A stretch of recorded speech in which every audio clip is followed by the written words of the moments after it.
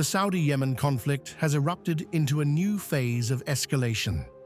Yemen's armed forces claim they launched a massive missile and drone assault on Saudi Aramco facilities in Jizan and Yanbu, targeting what they called sensitive sites, with dozens of ballistic missiles, cruise missiles, and drones.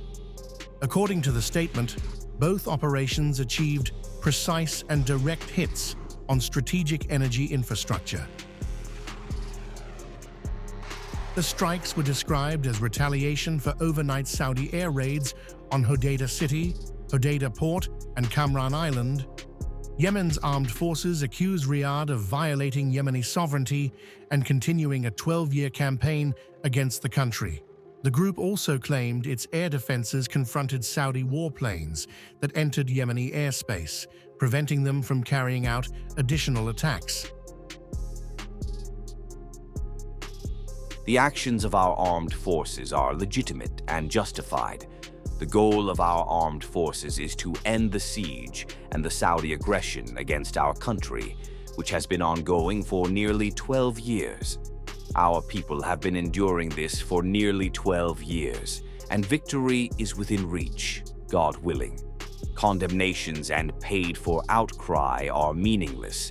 Our position is just, and our demands are fair, namely to end the siege and the Saudi aggression against our country.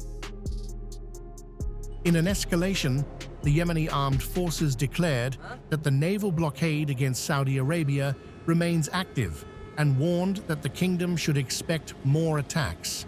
The statement accused Saudi Arabia of maintaining an unjust siege and vowed that Yemen's response would match every new escalation.